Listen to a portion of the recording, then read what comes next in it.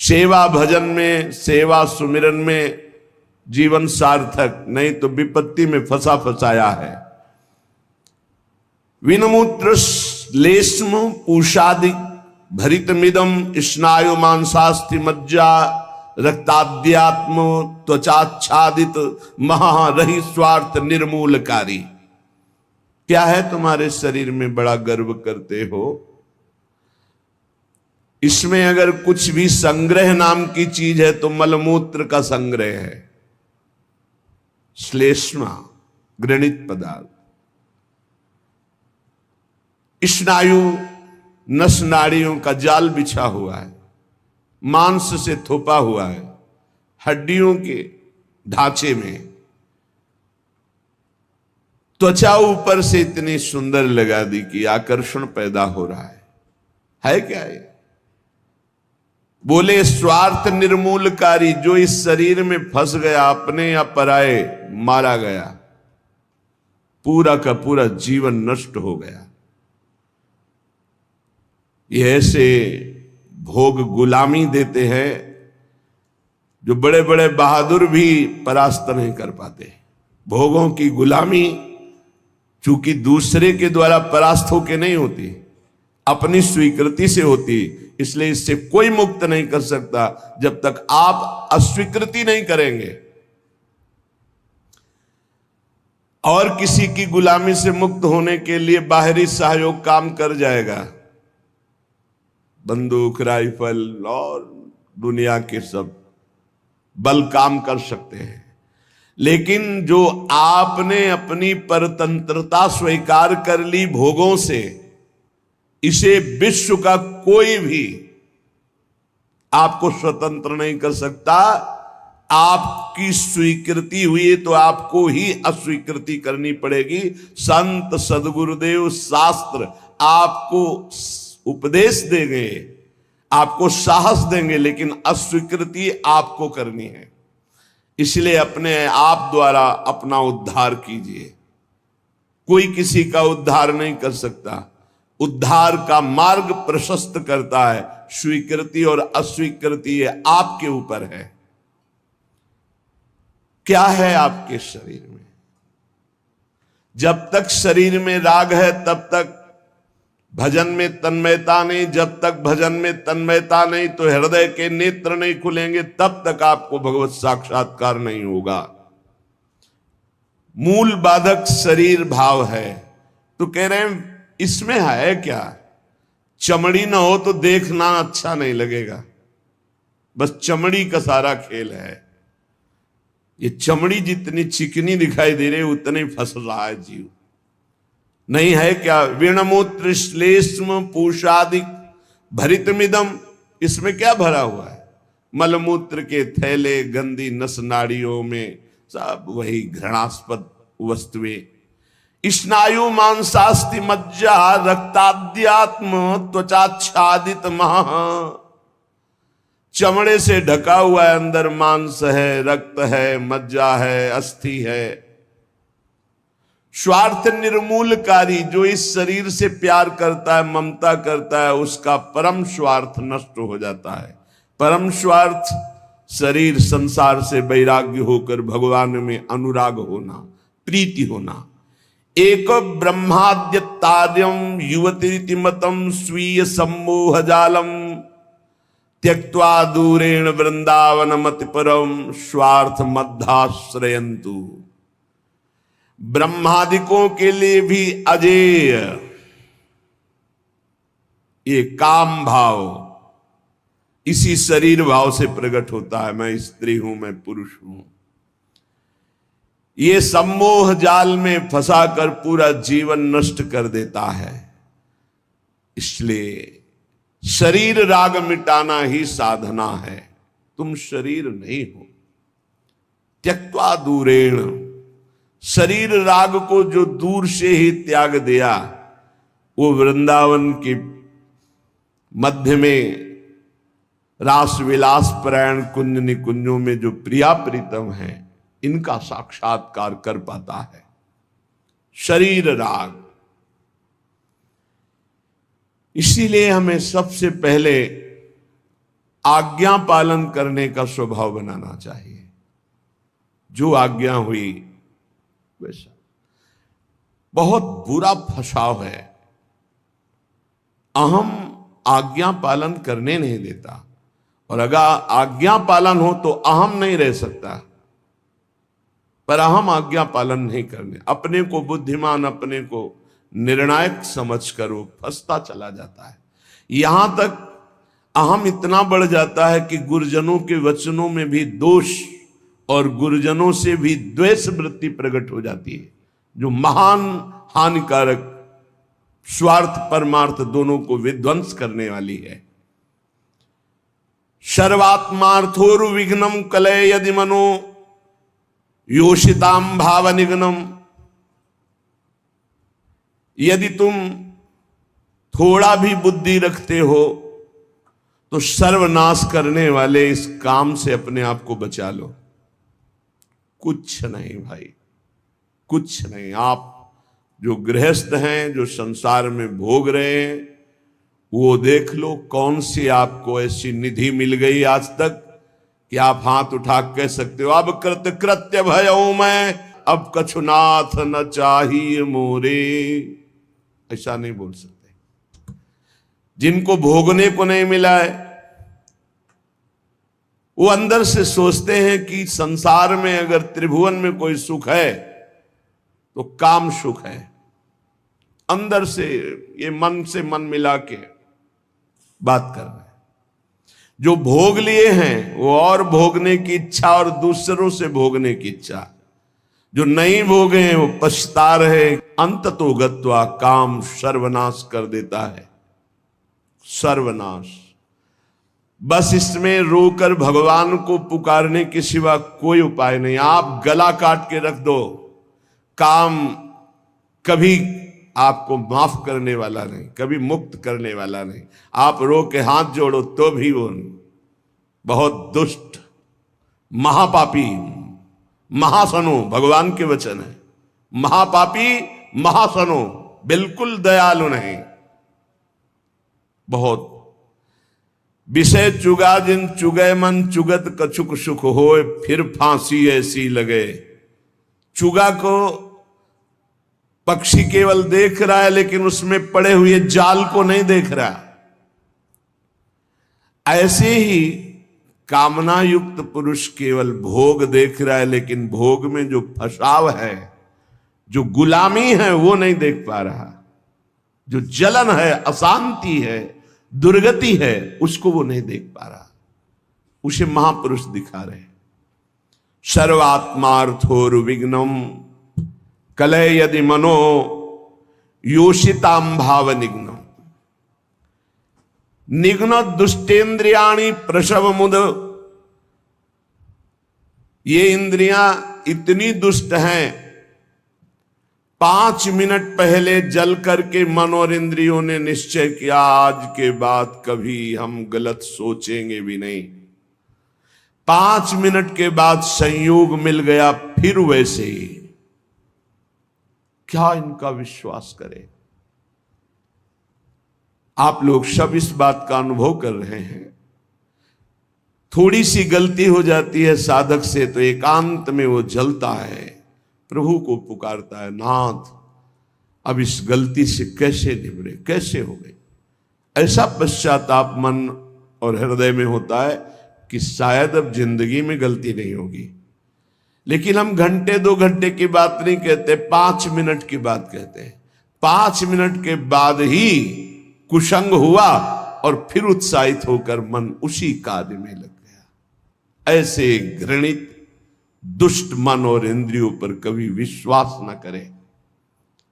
मैं विषयों के संग से हारूंगा नहीं, ऐसा कोई बहादुरी न दिखावे।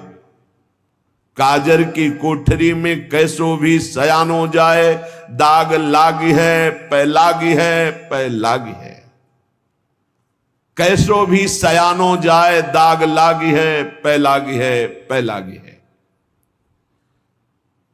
निघ्न दुष्टेन्द्रियाणि प्रसव मुदय भांच युद्धता मर्ष दंडई। क्या कह रहे हैं श्रीपाद, बहुत ध्यान से सुनिए। बहुत हो गया दुलार करते हुए, अब अमरस में भर जाओ और इन दुष्ट इंद्रिय और पापी मन को दंड दो। ये ऐसे नहीं मानेंगे कि बार बार कसम खा लो, प्रार्थना कर लो, इनको दुलार कर लो, ये मान जाए। नहीं, दंड देना पड़ेगा। क्या दंड देना पड़ेगा? कहां है मन जिसको मारे? क्या दंड दे इंद्रिय और मन को? उपवास, मौन, एकांत सेवन, भारी दंड है। उपवास, मौन, एकांत सेवन, ये इंद्रिय मन के लिए भारी दंड है। अपने आप ठीक होना शुरू हो जाएंगे और जबरदस्ती नाम जप करवाओ। एक जिद्दी स्वभाव साधक का होना चाहिए, होता है। आप देखिए, एक तार, एक मंत्र को जपना शुरू कीजिए, एक नाम को, एक तार शुरू कीजिए, केवल 10 मिनट जांच कीजिए। 10 मिनट, हजारों जगह जा चुका होगा। 10 मिनट में हजारों जगह भागेगा। इस पर गुस्सा नहीं आती, अमर्ष नहीं आता, अमर्ष असहनशीलता नहीं भागने देंगे। बार बार इसके साथ लड़ाई लड़ो, क्षमा मत करो। दूसरों की छोटी सी गलती भी तुम क्षमा नहीं करते हो, अपनी पहाड़ के पहाड़ पाप को क्षमा कर रहे हो। ये बहुत बड़ी हानि है।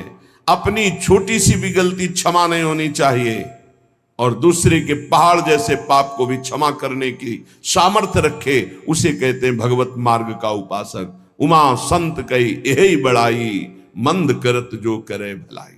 वो मंद कर रहा है, वो उसका भला। हमारी उल्टी चाल है, हम दूसरों के छिद्र राई जैसे दोष को पहाड़ जैसा देखते हैं और क्षमा नहीं करते, और अपने पहाड़ जैसे दोष को राई के समान भी नहीं मानते और क्षमा कर देते हैं। ये बहुत बड़ी हानि का विषय है। साधक ऐसा नहीं होता है। कैसे तुम्हें बताएं? साधक का हृदय आग लग जाती है अगर कोई त्रुटि होती है। बस अंदर ये होता है कि प्रिया जो हम इंतजार कर रहे हैं आपकी कृपा कटाक्ष का, जिस दिन आपका कृपा कटाक्ष हुआ उसी दिन रौंद के फेंक देंगे इन दुष्ट भावों को, जो काम है, क्रोध है, लोभ है, मोह है। मैं तो नहीं जीत सकता, पर इंतजार कर रहा हूं मालिक आपके इशारे का।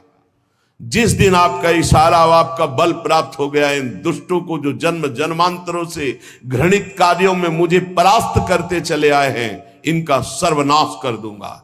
इनका बीज भी नहीं रहने दूंगा, इनकी जड़ भी नहीं रहने दूंगा, वासना की जड़ उखाड़ दूंगा। उपासक अंदर ही अंदर अमर्ष कह रहे, देखो, निघ्न दुष्टेन्द्रियाणी प्रसव मुदय भांच युद्धतामर्ष दंडई। जैसे कोई बलवान आदमी किसी महाबलवान के चक्कर में फंसकर दब गया हो, अब अंदर अंदर वो अमर्ष से भर रहा है कि एक बार मैं छूट पाऊं कि बस फिर इसका सर्वनाश कर दूंगा। ऐसे ही साधक दांती पीस कर, हाथ मसल कर बस सोचता है, एक बार केवल चांस दे दो प्रभु, एक बार फिर इन काम, क्रोध, लोभ, मोह, मद के जड़ को उखाड़ के फेंकूंगा। अभी तक पता था कि मैं काम विजयी हूं, लेकिन जड़ नहीं काट पाया तो ये नए किनगे छोड़ दिए। अब की किनगे नहीं काटेंगे, अब की जड़ उखाड़ करके फेंकेंगे। ये उपासक की वृत्ति, अमर्ष युद्धता। ऐसा अमर्ष में भरकर उद्योग करो, नष्ट कर दो इन विकारों को, क्योंकि बिना विकार नष्ट हुए देह भाव नहीं जाएगा। बिना देह भाव गए परमात्मा प्राप्ति नहीं होती। तद्रूपं चैव भूषादिकम अपि नितराम दूर दूरेण कुर्वन्। शरीर का श्रृंगार करना बंद करो यदि काम विजयी होना है तो, और शरीर के श्रृंगार को देखो मती। जो चाहे आपन कल्याणा, सुजस सुमति शुभगति शुभ नाना, सो पर नार लीलार गोसाई तजौ चौथ के चंद की नाई। जैसे चौथ के चंद्रमा को देखने से कलंक लग जाता है, यदि शुभ गति मति चाहते हो, अपना नाना प्रकार का शुभ चाहते हो, तो छोड़ दो पराई माता बहनों की तरफ गंदी दृष्टि से देखना। ये आद्या शक्ति के अंश स्वरूप आए, हमसे त्रुटि हो रही कि हम इन्हें भोग भाव से देख रहे हैं, हमारी दुर्गति पक्की हो जाएगी। चाहे जितना बड़ा तपस्वी, महाबलवान, महान यशस्वी रहा हो, जब कभी ऐसा दोष किया तो सर्वनाश हो गया। ये जानते हुए भी मन, बुद्धि, इंद्रियां धोखा दे रही, और इन धोखेबाजों को हम पुष्ट करना चाहते हैं, इनके अनुकूल चलाना चाहते हैं, इनके अनुकूल जो ये मांगे वो भोग दे दे। श्री ध्रुवदास जी महाराज कृपा करके मन को समझा रहे हैं। मन बहुत उड़ान भर ली भोगों में, अब नहीं, अब तुझे उड़ने नहीं देंगे। मन के पंख क्या है जहां उड़ के जाता है? पकड़ा है कभी ये किस पंखों से उड़ता है? कामना और तृष्णा, यही इसके पंख हैं। इसके पंख काट दो। काम कामना वासना मनते करियति दूर, निरंतर भजन में डूबे रहो। बहुत भयावह संसार है, तुम्हें नहीं दिखाई दे रहा है, आचार्यों को, गुरुजनों को, संत जनों को दिखाई दिया। जलत ज्वालत, ये जलती हुई ज्वाला है। काम क्रोध लोभ मोह मद मत्सर भस्म कर देते हैं, पूरा जीवन का जीवन नष्ट कर देते हैं, गुलाम बना लेते हैं। धिक्कार है मन बुद्धि को, गुलाम बना लेते हैं, निकलने नहीं देते। कैसा कैसा जाल है। मन पंछी अब परहि जिनी, जगत मोह के जाल। तब तो को हुए है कठिन, बड़ी है दुख विशाल। रे मन कबहू जाई जिनी, भूली विषय बन रंग। मनमथ ठग मारत तहां, लिए बहुत ठग संग। ए मन, तो पक्षी बन करके जो भोगों का चुगा चुगने जा रहा है, तो उसमें मोह जाल है, फंस जाएगा मोह जाल में। बहुत अविश्वास संसार है। गला काट के रख दो तो भी विश्वास नहीं करेगा, तो भी कहेगा कि नाटक कर रहा है। मान लो हमारी बात, अगर तुम प्रभु के सिवा किसी और का भरोसा रखते हो और से अपनापन रखते हो, तो तुम गला काट के रख दो तो भी तुम्हारा उपहास ही होगा, विश्वास नहीं माना जाएगा, मूर्ख माना जाएगा। यहां तुम्हारे आंसुओं की कीमत, तुम्हारे भाव की कीमत सिर्फ हरि दे सकते हैं। ये नाटकबाज संसार नहीं दे सकता। हमारी बात मान लो। अरे मन, मेरी बात मान लो, मोह जाल में मत फंस। अभी तू दुख में फंसा नहीं, इसलिए निकल सकता है, नहीं दुख में फंस जाएगा तो फिर निकलना मुश्किल। बड़ा भयंकर कर्मों का जाल है, बड़ा भयंकर जाल है, तुम्हें दिखाई नहीं देता, फिर रोते हैं।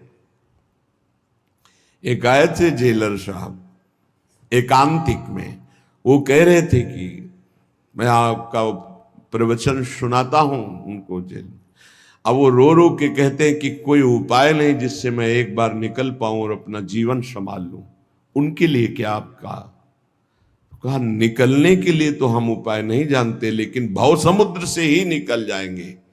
वहीं रह करके नाम जप करें, भगवान को पुकारें, मेहनत करें, अच्छे भाव रखें, तो वहीं उनका कल्याण हो जाएगा। संसार की जेल से तो भले न निकल पावे, लेकिन आवागमन से जरूर मुक्त हो जाएंगे। वो कह रहे चिल्ला चिल्ला के वो रोते, मेरे हृदय को विदीर्णता, ऐसा दुख लगता है पर कुछ उपाय नहीं कर सकता। वो कहते एक बार केवल मुझे अगर निकलने को मिल जाए तो मैं अपने जीवन को संवार लूं, लेकिन नहीं, आजीवन कारावास, निकल ही नहीं सकते। और किनका संग? जो सब वैसे ही आचरण करके गए, भारी कुसंग में, जिसे बरुभल बास नरक करता था, दुष्ट संग जन दे विधाता। कर्मों का बहुत प्रबल स्वरूप है।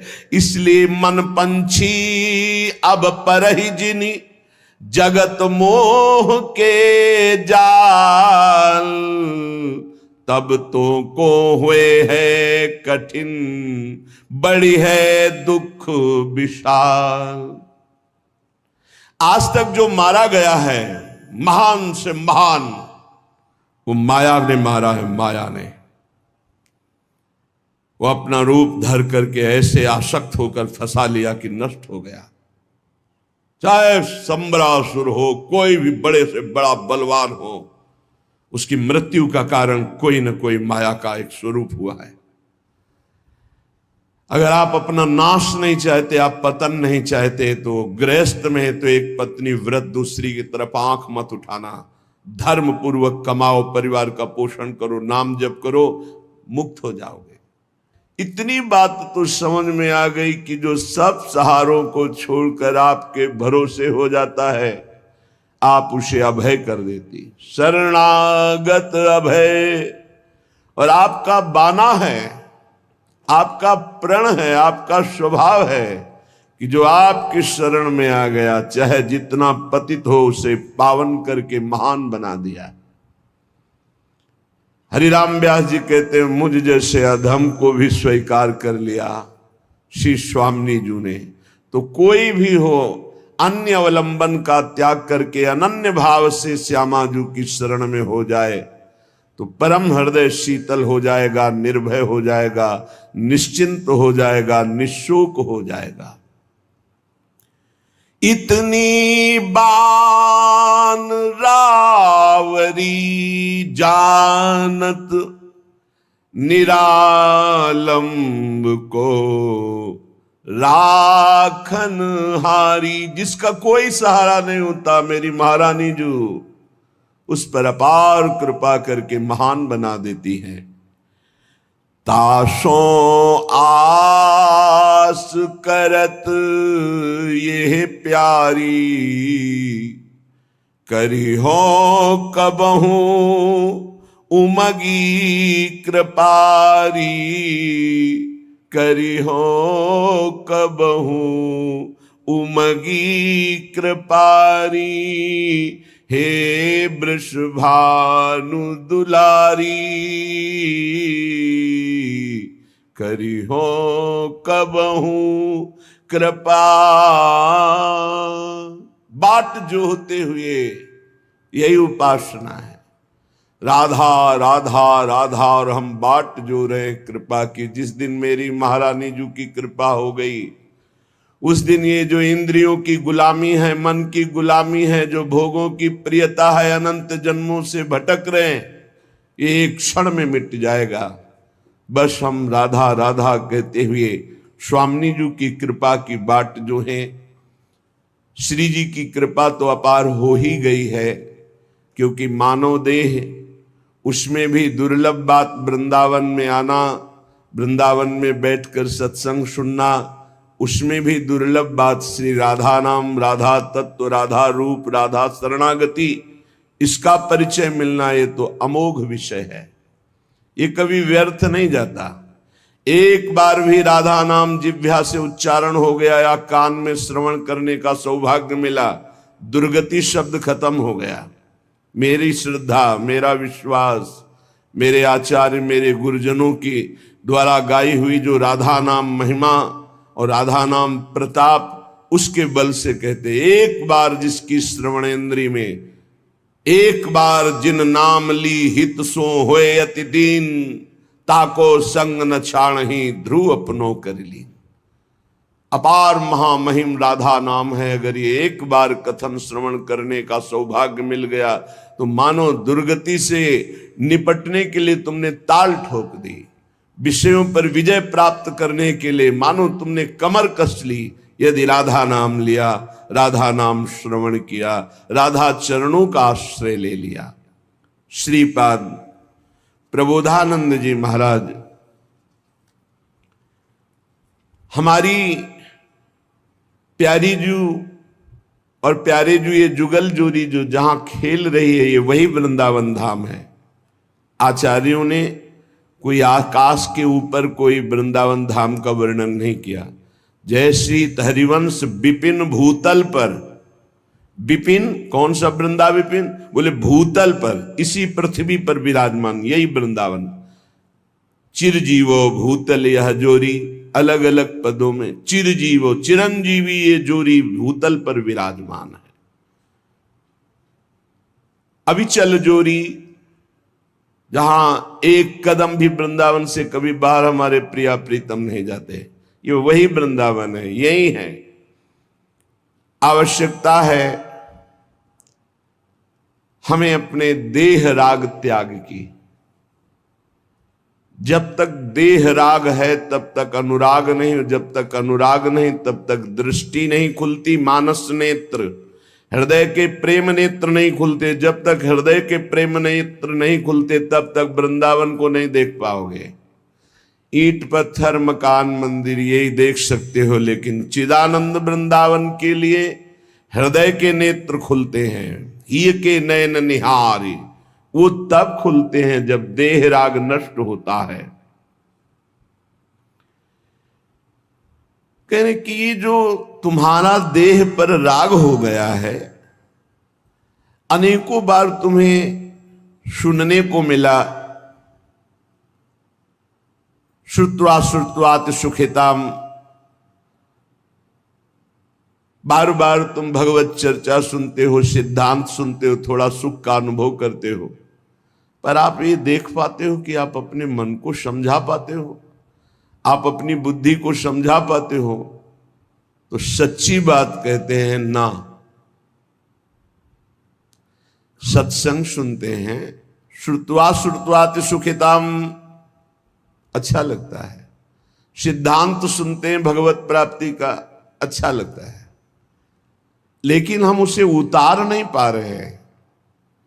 हमारा मन, हमारी इंद्रियां भोगों में ही जा रही हैं।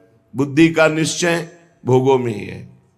जिसकी बुद्धि का निश्चय किंचन मात्र भी इतना है कि किसी भी भोग में सुख है, वो झूठ बोल सकता है कि मैं परमात्मा प्राप्ति करना चाहता हूं, लेकिन उसके हृदय में परमात्मा प्राप्ति की चाह नहीं हो सकती। श्री भगवान कहते हैं, भोगैश्वर्य प्रसक्ता नाम तया प्रहत चेतसाम व्यवसायत्मिका बुद्धि समाधो न विधीयते।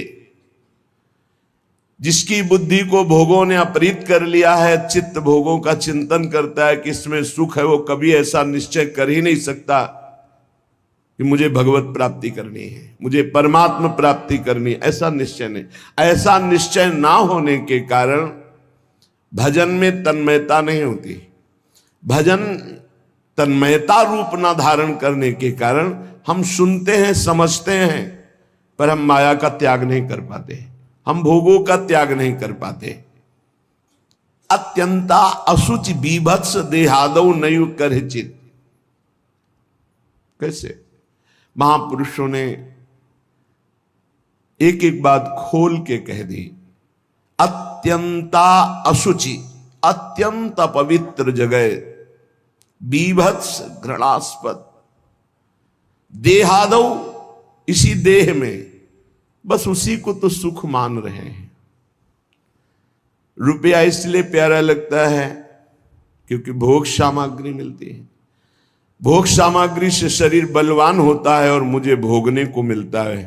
बस इतना ही चक्र है, आप देख लो। बहुत प्रपंच वर्णन करने की जरूरत नहीं है, कुछ शब्दों में समझ लो अंदर का लक्ष्य क्या है मन बुद्धि का। हम खूब धन कमाएं, किस लिए? क्योंकि उससे धन से भोग सामग्री मिलती है, भोग सामग्री से शरीर पुष्ट होता है, शरीर पुष्ट होगा तो खूब भोग भोग पाएंगे। बस इतना ही है। शरीर सुखपूर्वक रहे इसलिए मकान, शरीर सुखपूर्वक यात्रा करे इसलिए गाड़ी। शरीर सुख को लेकर के ही सारी कल्पनाएं, सारी चिंताएं, सारी बातें होती हैं। देख लीजिए आप, शरीर सुख के लिए। शरीर नाशवान, प्रतिपल नष्ट हो रहा है, इसमें भोग के स्थान बोले अत्यंता शुचि, बड़े ही अपवित्र है जहां तुम्हारी भोग दृष्टि है। बीभत्स, बड़े घृणास्पद, दुर्गंध युक्त। देहादौ नयुः करचित, अनर्थ का मूल देह, इसमें तुम अपनी ममता इतनी कर लिए कि मैं ही शरीर हूं। थोड़ा विचार करो, कौन सा भोग है जो बहुत आनंददायक है, विश्रामदायक है, शांतिदायक है? राधे राधे। यदि महाराज जी की यह अमूल्य वाणी आपको अच्छी लगी हो तो कृपया कमेंट में राधे राधे अवश्य लिखें। आपका एक एक कमेंट भगवान के नाम के प्रचार में सहयोग करता है। ठाकुर जी की और राधा रानी की कृपा आप और आपके परिवार पर बनी रहे। जय श्री राधे।